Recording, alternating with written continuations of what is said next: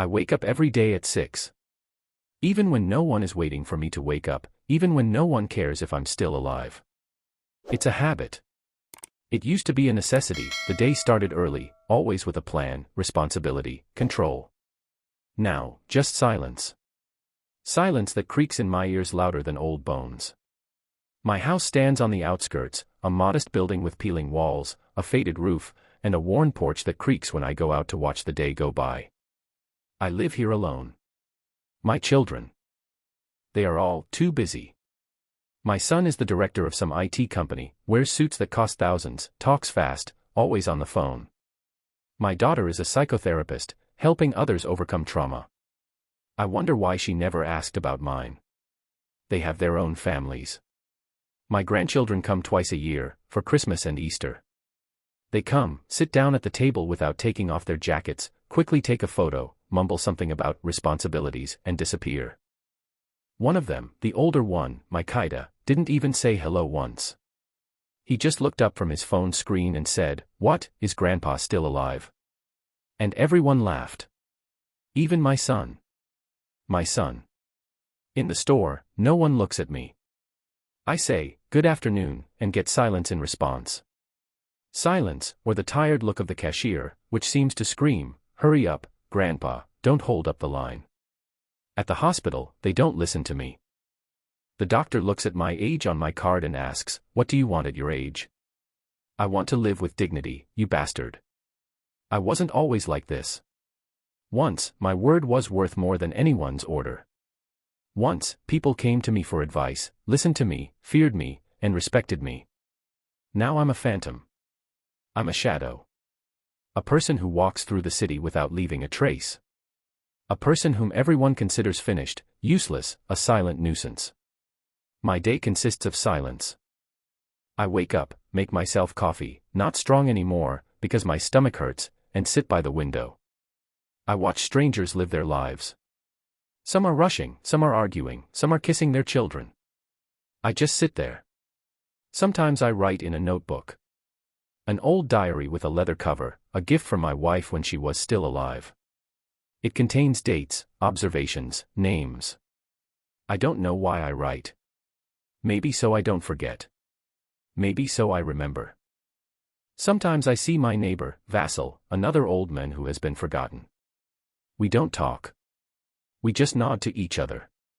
That's enough. Because there's no one else to turn to. The pain doesn't come right away. It builds up slowly. First, there are the innocent jokes of my grandchildren. Then, there is the silence of my children. Then, there is the indifference at the hospital. And now I am no longer a person. I am a function. I am a necessity that must be fed from time to time and, preferably, not heard. But something inside me began to grow. At first, it was like a crumb. Then like pain. Then like a whisper. Sometimes I sit at night and hear this whisper. It has no voice, but it has meaning. It is not despair. It is resentment. Deep, black, like a pit. I do not fall into it. I already live in it. I am 78. And I am still here. My past is not a museum or a shrine. It is a battlefield. A place where every day was fought with teeth, hands, and blood. I got nothing for free. And if anyone says that I was just lucky, I will show them my scars. And not just on my body. I was 20 when I left everything behind and went out into the world. Back then, there was still the Soviet system, restrictions, denunciations, shortages. But a fire burned inside me. I wanted more, not for myself, but for those I love. I grew up in poverty, my father drank, my mother silently bore the burden. I swore that I would never let my children feel the same. I started from scratch. Dirty work in warehouses, then small trade, underground contracts. No, not everything was legal. But I always remained a man of honor. I did not betray, sell out, or set anyone up. I knew how to negotiate, how to make decisions. People saw strength in me. I was not afraid of anything, not even the system. I remember once I was called in for a talk with one of the bosses. He threatened me. I remained silent. And when he finished, I looked him in the eye and said, "Now listen to me." After that, he never bothered me again. On the contrary, he would shake my hand at celebrations. I built my business myself. Without connections, without uncles. First, there was carpentry, then building materials, logistics. People came to me because they knew I wouldn't let them down. I might be late, but I never lied. People respected me for that. That's why I was an authority. But my greatest pride is my family. My wife, Larissa, was my world. My support, my peace of mind. She raised the children while I was building my empire. She didn't ask for anything extra, just honesty and presence. And when I came home late, tired, with dust on my shoulders, she silently served me tea. And I knew I was home. My son, I raised him strictly. Although, perhaps, sometimes too strictly. I wanted him to be strong. Not to be like my father. I wanted him to stand on his own 2 feet. And he does. But far away from me. Too far away. My daughter is gentle and quiet. She was more like her mother. I dreamed that she would become a doctor and help people. She became a psychotherapist. She helps, but not me anymore. I remember those years when everything revolved around me. How people addressed me as sir, director, boss. How the family gathered in my living room on holidays, how they listened to my toasts, my stories. How my grandchildren sat on my lap, and I told them stories from my life. Back then, I still felt like I belonged. Not superfluous. Not old. But then everything started to fall apart. First, there was Larissa's illness. She was burning out like a candle. And I couldn't do anything. I am strong, I am wise, I could do anything, except the most important thing. I couldn't save her. And when she died, I buried a part of myself. The business began to collapse after her death. I didn't want to fight anymore. I handed over the business to my son, he promised to continue the work. And he did continue, but not mine. He did everything differently. He changed the people, the style, the principles. I became the past. And that word cut me worse than a knife. All that remained were walls. The walls of my house. The walls of my memories. And loneliness, which slowly floods like water in an old boat. But even worse than loneliness is indifference. It doesn't scream. It silently looks through you. And that's the scariest thing, to be invisible to your own people. Do you know what hurts the most? I don't ask for much. I don't want medals or fame. I want someone to call me sometimes. To say, "How are you, Dad?" or "Grandpa, shall we watch a movie together?" But that doesn't happen. It doesn't happen and probably never will. I'm not looking for pity. I'm not a victim. But I remember. And every one of their actions, every cold word, every silence, I write it down. In my notebook. In my memory. I don't forget. I am a man of honor. But even people like me have their limits. Pain does not always come in the form of a blow. More often, it comes in the form of silence. A forgotten birthday. A cold later. An empty chair on Sunday. Sometimes it seems to me that if I disappeared tomorrow, it would be several weeks before anyone noticed. It started small. My son stopped visiting. At first, it was, "Work, Dad, you understand." Then, "The kids are sick, I don't have time." And then, just silence. I called and heard a short, "I'll call you back." But he never called. He had nothing to say to me. My daughter sometimes sends me messages. Without emotion. Like business correspondence. "How are you?" I reply, "Alive." She says, "Good." And silence. I tried to call my grandchildren. I promised to show them old photos, to teach them carpentry, what I knew myself. They listened with polite irritation. Once, my Kaida didn't even look up from his phone when I was talking. "Grandpa, now is not the time for stories." Something hit me inside then. Not sharply, slowly, like a creeping crack in my heart. Doctor. That's where the real humiliation begins. At the clinic, I stand in line like everyone else. Although I used to be a sponsor of this hospital. There is still a plaque with my name in the lobby. But no one pays any attention to it. A young doctor, a guy in his 30s, glances at me and says, "Yes, Grandpa, it's normal to be in pain at your age. Don't panic." I opened my mouth to respond, but closed it. What could I say?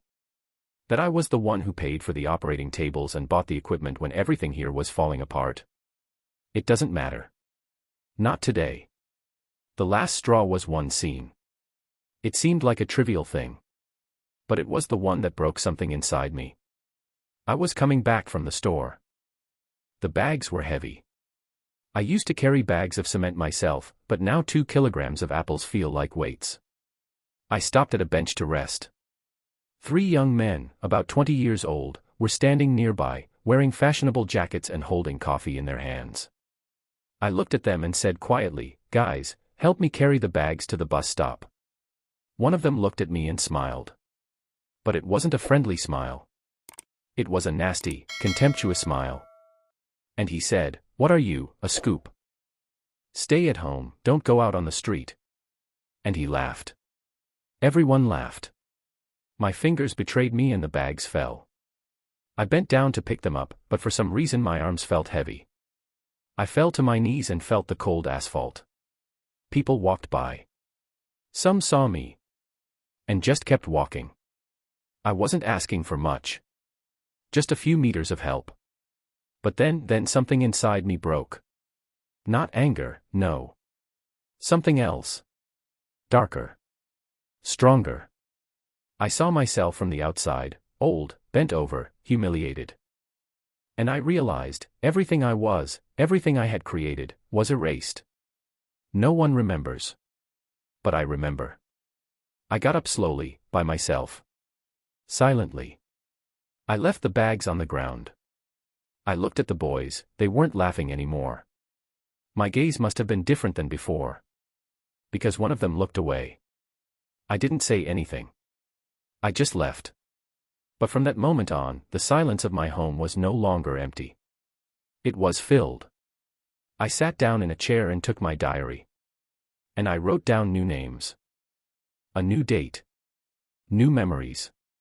This notebook is no longer just a notebook. It's a map. And it leads me where they don't suspect. Everyone has their limits. And I've reached mine. They think I'm a shadow. But they don't understand, shadows see best when the light falls.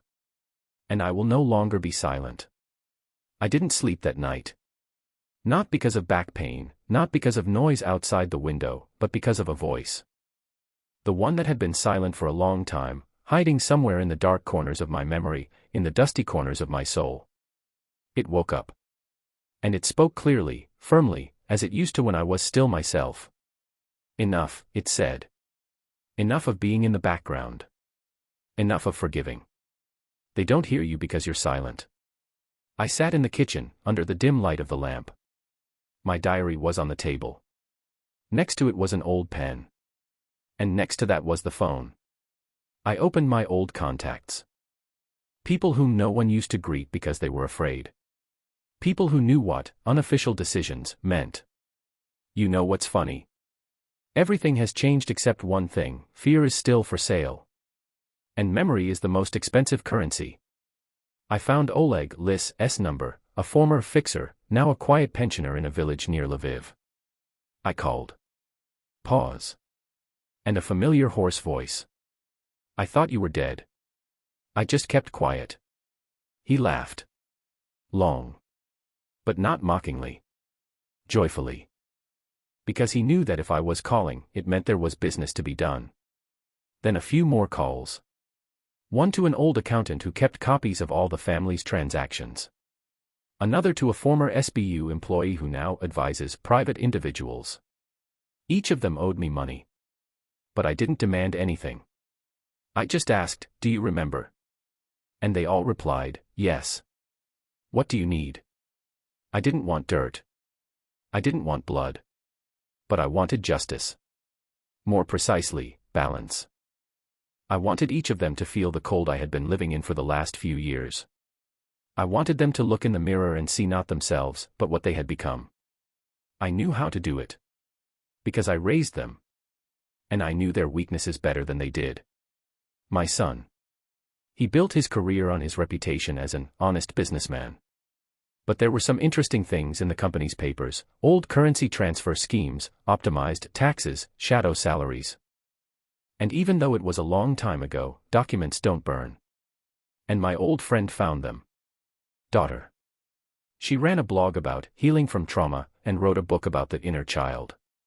And at every turn, she mentioned how she fought against her tyrant father. Hypocrisy. She herself wrote me letters of gratitude when I paid for her studies in Poland, when she was recovering from an abortion and was afraid to tell her husband. The letters have been preserved. And also, a copy of an old psychological examination, where a name appears in the context of a violation of medical ethics. Grandchildren. One of them, Mikita, is actively working on the internet. He places bets and plays with cryptocurrency. And I found a way to accidentally open a loan in his name. A small one. But with big consequences when they forget to pay it back. I didn't cause any direct harm. I just pulled some strings. A little here, a little there. And the world they were so sure of began to shake. Quarrels began between the son and daughter, over the inheritance, over father's documents, over the old apartment. One word led to another, and they broke off contact. The grandson began to look for who had set him up. He called me. But I didn't pick up the phone. The son's colleagues began to ask questions. The tax authorities became interested in the movement of his funds. The daughter lost her publisher, after her personal story was debunked in an anonymous post with examples of real facts. I didn't do anything. I just set the pieces in place. And it became quiet at home. Not empty, just different. As if the walls were listening. And supporting me. And every day I felt something inside me being reborn. I am no longer just a shadow. I am a player. And this game is mine. I often sat in my chair with my hands on the armrests, as if I were driving an invisible car. And at some point, I realized, I was no longer the one who asked for love. I was the one who knew how to restore balance. And the scariest thing about it was that I felt calm. Not euphoria, not triumph, just calm. It was the state of a person who had regained control where it had been taken away. Revenge. No. That word sounds too primitive for what was born in me. Revenge is a cry. And I chose silence. A measured, cold silence that changes people not with blows, but with reflection. I didn't want to destroy them. I wanted them to feel for the first time in their lives what I had experienced: indifference, fragility, loneliness. I wanted them to understand that what seems insignificant can leave a scar forever. I began to act cautiously. Like a chess player making innocent moves, knowing that checkmate is inevitable. First, the people. Phone calls, accidental encounters, old connections that no one remembered anymore. I re-entered their lives, but not as a grandfather, not as a father, as a shadow that reminds them of itself when it is easiest to influence them. An old acquaintance of mine, now a crisis PR consultant, said something to me that I quietly wrote down in my diary. The best punishment is not to break a person. The best thing is to show them what they have become. And so I created a system. Not a plan, not an operation, a system. I didn't humiliate my son directly. I just directed the flow of information. A smiling interview in a magazine was suddenly supplemented with comments from former employees who remembered how he started out. Not dirt, but the truth, unpleasant, but the truth. The thing he so carefully hid under suits and gloss. He started to get nervous. For the first time in many years, he called. He wanted to talk. But this time I replied briefly. I'll call you back. And I didn't call back. I didn't blame my daughter. I just threw some information into her professional environment that made her colleagues and clients question the line between therapy and manipulation. She always knew how to talk beautifully about emotional boundaries, but she forgot about her own. She had to rethink her book. She had to look in the mirror, and for the first time, she didn't see a beautiful image. Only a woman who had built a career on stories that she herself had not yet lived honestly. As for my grandchildren, I didn't want to hurt them. They are young, and their world is not yet formed. But they had to feel indifference. It was enough for me that one day my Kaida came to me. Without a phone in his hands. Without arrogance in his eyes. He stood at the door, confused, and said, "Grandpa, talk to me. For real." I invited him into the house. And we sat down at the table in silence. It was already a victory, not over him, but over the indifference that had grown between us over the years. He didn't ask for forgiveness. He didn't need to. The very fact that he came was more important. But the real transformation happened to me. In a quiet room with an old mirror. I approached it one evening and looked at my reflection. I didn't see an old body. Not wrinkles, not a gaze that had once lost its sharpness. I saw strength. A person who had survived Oblivion and had not broken. I became myself again. Not who I was in the past, no. New. Seasoned, like an old tree that had withstood hundreds of storms. Now I was not to be feared. But I was to be respected. I learned to act silently. And I learned not to expect gratitude. Because true rewards are those that do not require applause. They just happen. My home was no longer cold. It was no longer a tomb of memories. It turned into a strategist's office. Here, amid the silence, thoughts were born that changed destinies. And when everything started to fall into place, for the first time in a long time, I felt relief. It was as if the air had changed. It was cleaner. I didn't destroy. I taught. I taught them to see. I taught myself to be. And this is only the beginning. And then the moment came when my game was over, or perhaps entered a new phase. I sat down in my chair by the window and stared out at the street where, not long ago, people had laughed at my downfall. Now there were different looks. Not the ones that once applauded my selfish success, but looks that measured me with respect. Respect doesn't come from the stage. It comes quietly, when people see that their actions have consequences. My son and daughter stood at my kitchen door one evening. They didn't ask for forgiveness, that would have been too little, but their eyes no longer burned with the same slight condescension. They spoke louder than before and stopped more often to see if I was really alive and if I needed anything.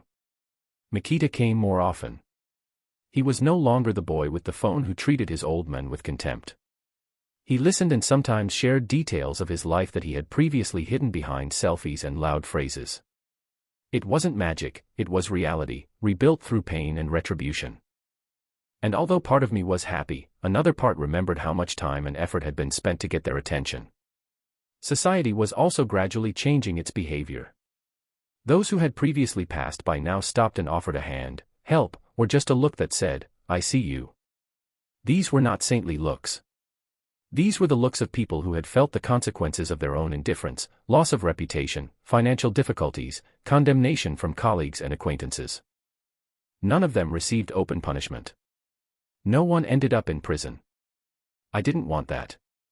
I wasn't thrilled by the idea of destroying someone's life. My goal was different, to teach.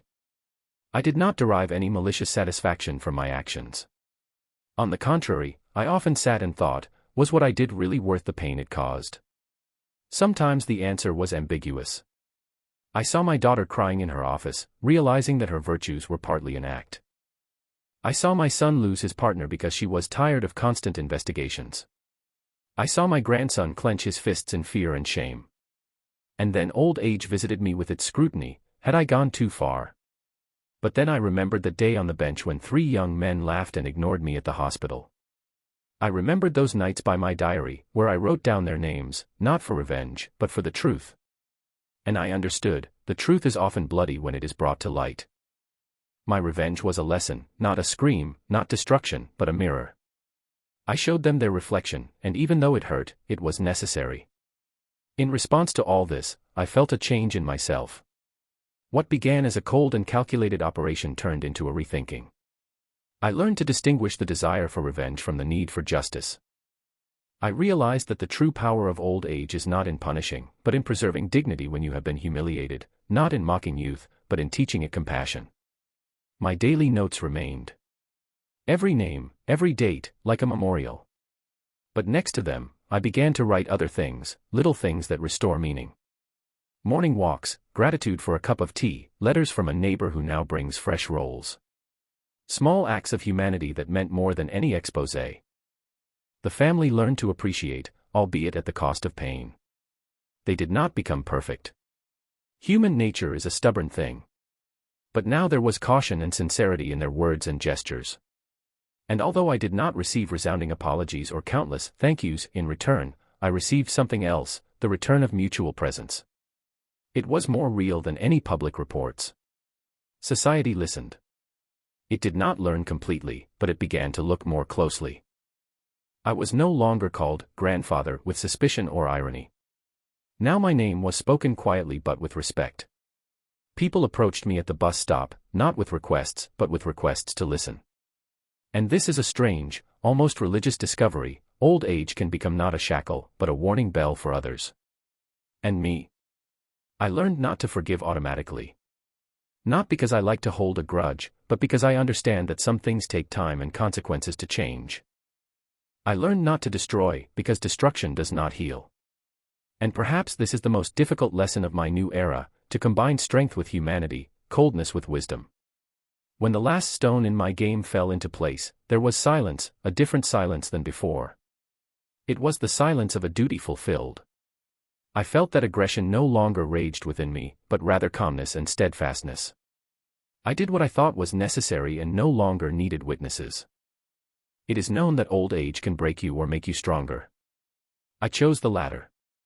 And perhaps the most important conclusion: dignity is not a privilege of the young. It does not depend on muscle strength or the size of your bank account. It is a choice. The choice to become someone who has not been broken. And if others need to be taught this choice, so be it. I closed my diary. I looked in the mirror and saw no hostility. I saw presence.